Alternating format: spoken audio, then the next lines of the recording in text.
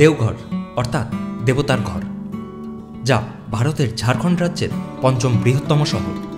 এখানে হিন্দু ধর্মের পবিত্র দ্বাদশ জ্যোতির্লিঙ্গের একটি অর্থাৎ বৈদ্যনাথ মন্দির অবস্থিত।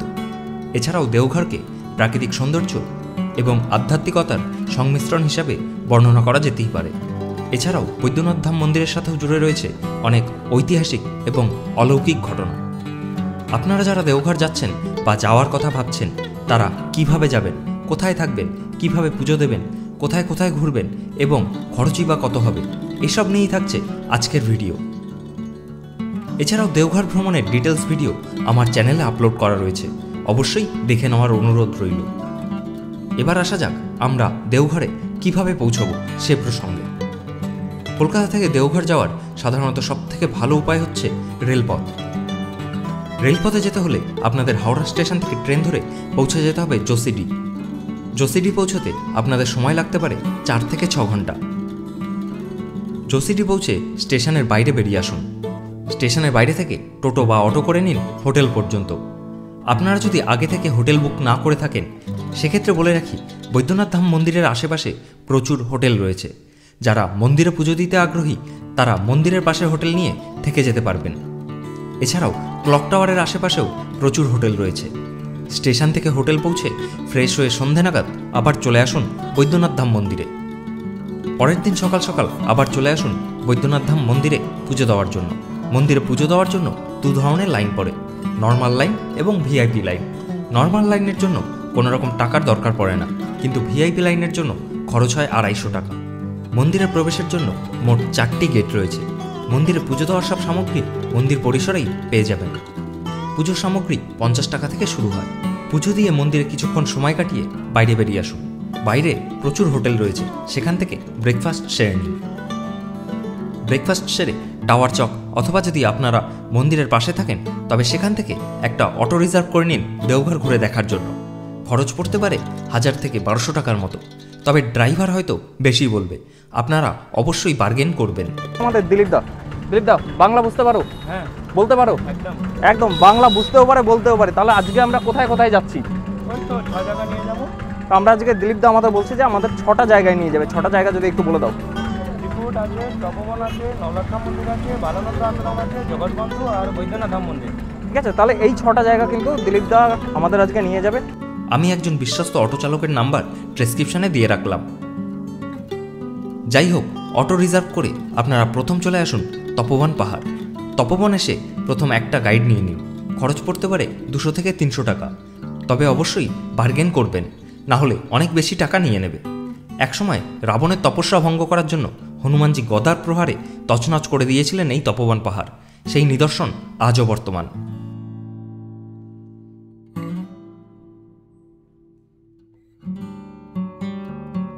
और चौथा वर्तमान में आप लोग आए हुए हैं, अभी अवेलेबल है इस तपोवन में। आप लोग इस तपोवन का नाम है रावणेश्वर बिजनाथ धाम तपोवन। इस तपोवन में रावण ने दोबारा तपस्या किया था शिव जी को लंका ले जाने के लिए, जो बाबा बिजनाथ धाम स्थापित है।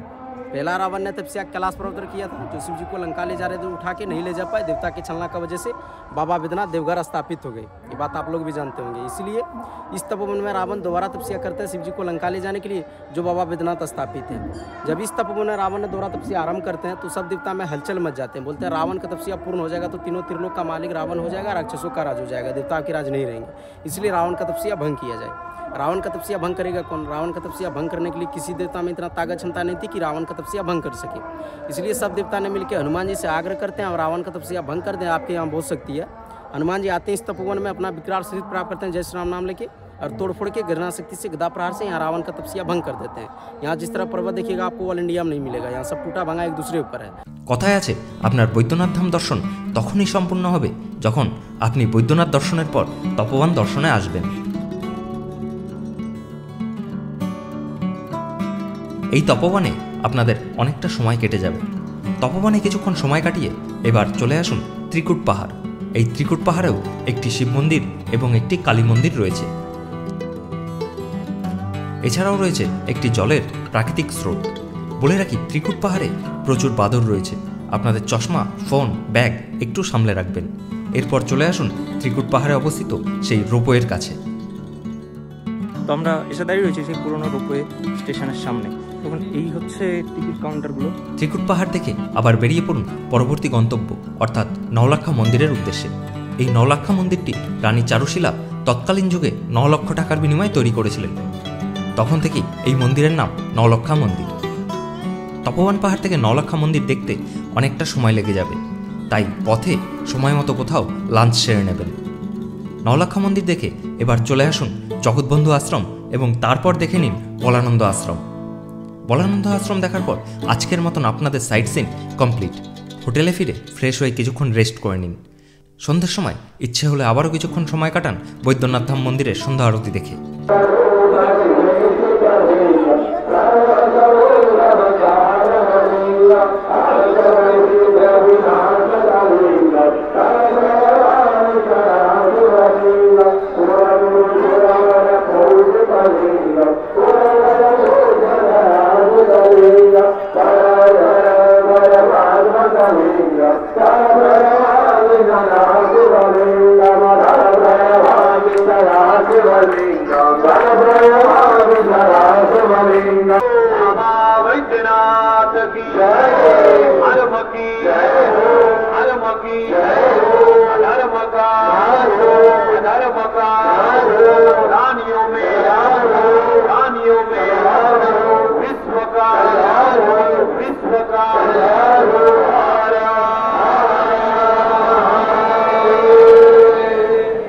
তারপর হোটেলে ফিরে ডিনার সেরে নিন। পরের দিন সকালে উঠে ফ্রেশ হয়ে ব্রেকফাস্ট করে নিন। তারপর হোটেল থেকে চেক আউট করে বেরিয়ে পড়ুন অনুকূল ঠাকুরের সৎসঙ্গ আশ্রম দেখার উদ্দেশ্যে। দেওঘর সৎসঙ্গ আশ্রম হল অন্যান্য সৎসঙ্গ আশ্রমের প্রধান কার্যালয়। আশ্রমের ভেতরের পরিবেশ শান্ত এবং নিরিবিলি। আশ্রমের রিসেপশনে ব্যাগ রেখে ঘুরে দেখে নিতে পারবেন এই সৎসঙ্গ। এছাড়াও রয়েছে আনন্দবাজার ভবন। এই ভবনে সম্পূর্ণ বিনামূল্যে প্রসাদ বিতরণ করা হয়।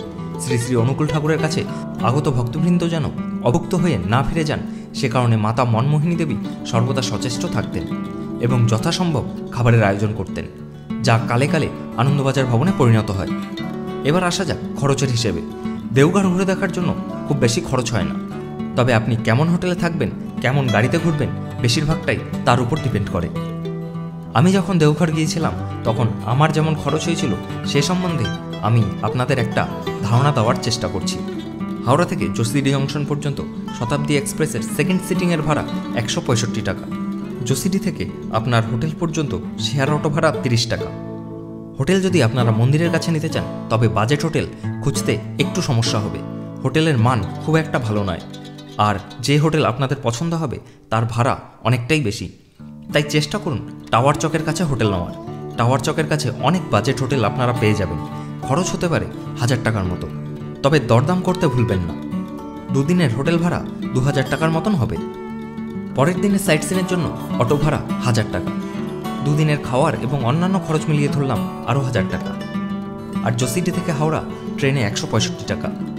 অতএব 2 রাত 3 দিনের দেওঘর ভ্রমণের জন্য আপনাদের খরচ হতে পারে 4360 টাকা, অর্থাৎ ধরে নিলাম 5000 টাকার মতো। আর আপনারা যদি দুজন যান তবে আপনাদের খরচ অনেকটাই কমে আসবে, কারণ হোটেল এবং অটোর ভাড়া আপনাদের শেয়ার হয়ে যাবে। সেক্ষেত্রে এক একজনার প্রায় 1500 টাকা কম খরচ হবে। এই ছিল আজকের দেওঘর ভ্রমণের বিস্তারিত তথ্য। ভিডিও কেমন লাগলো কমেন্টে জানাবেন। ভিডিও ভালো লাগলে চ্যানেল সাবস্ক্রাইব করে চ্যানেলের সাথে জুড়ে থাকবেন। খুব শীঘ্রই শুরু হতে চলেছে আমাদের নতুন ভ্রমণ পর্ব।